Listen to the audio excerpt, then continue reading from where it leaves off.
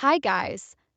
Today I want to talk about the chart indicators I use when buying, selling, and analyzing price action in stocks. If you watched my previous videos, you will know how much I have made. I'm only a 14-year-old high school freshman.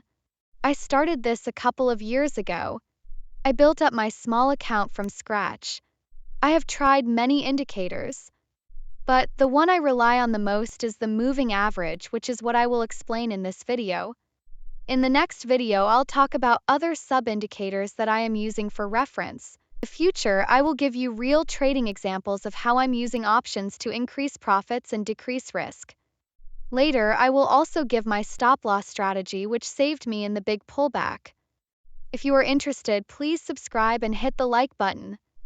There are two types of moving averages: simple moving average (SMA) and exponential moving average (EMA). The SMA calculates the average price over a certain period, treating each time frame equally.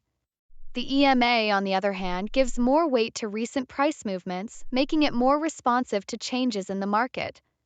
You can use either one, but consistency is key. For my setup, I prefer the simple moving average (SMA). Now let me show you how I set up my charts. I use 4 moving averages, and here are the values. 10 SMA tracks short-term trends. 20 SMA highlights medium-term trends. 50 SMA shows medium to long-term trends. 200 SMA indicates long-term market direction. This setup is simple yet powerful. The reason I use all 4 is to capture movements across short-term, medium-term, and long-term trends. While short-term trends can change quickly, long-term trends take time to develop and don't reverse overnight. To understand whether the market is currently bullish or bearish, I focus on the 50 and 200 moving averages. If the 50 moving average is trending upward, it's a sign that the trend is bullish. If the 50 moving average is trending downward, the trend is bearish. For short-term trades, I focus on the 10 and 20 moving averages. When the moving averages begin to spread apart, it often indicates increasing momentum. A widening gap between the moving averages means that the price movement is accelerating in the current direction. For example, in a bullish market, the 10 SMA will pull away from the 20 SMA, and both will separate further from the 50 and 200 SMAs. Strong trend confirmation. When the moving averages diverge, it confirms a strong and sustained trend. In contrast, when the moving averages are close together or flat, it suggests a lack of momentum or market indecision. If the gap becomes too wide, it could signal that the trend is overextended, and a pullback or consolidation might be coming. Let me give you an example. If the 10 SMA is sharply above the 20 SMA, and both are significantly above the 50 SMA, this is a strong indicator of upward momentum. However, if the gap between the moving averages becomes extreme, it's worth watching for signs of exhaustion in the trend, such as slowing price action or high volume reversals. Crossover occurs when one moving average crosses another. Crossovers are powerful signals used to identify changes in trend direction or confirm trend strength.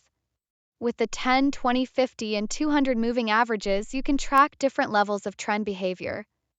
10 and 20 short-term crossovers. These are great for spotting quick changes in price direction. Bullish signal. When the 10 SMA crosses above the 20 SMA, it suggests short-term upward momentum.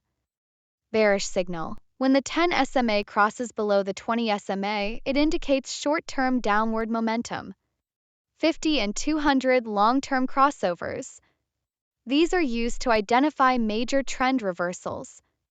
For better accuracy, look for alignment between short-term and long-term crossovers.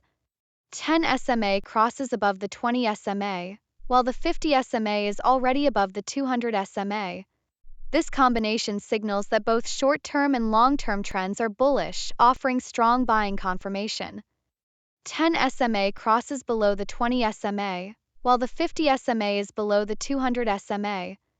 This indicates that both short-term and long-term trends are bearish, confirming a strong sell signal. Tips for trading crossovers. Confirm crossovers with volume spikes to validate the signal. For example, a bullish crossover with high volume suggests stronger buying interest. Crossovers work best in trending markets. In sideways markets, crossovers may give false signals due to frequent whipsaws. Combine crossovers with indicators like RSI or MACD to improve reliability. Always set stop-loss orders when trading based on crossovers, as markets can reverse unexpectedly. Following charts are daily charts of Palantir and SOUN. Using what you learned from this video, try to apply what you learned to these charts and see how they move. In the next videos, I will talk about sub-indicators and give real trading examples. If you are interested, please watch my previous videos to learn more about growing wealth. Happy holidays! I will see you in the next episode.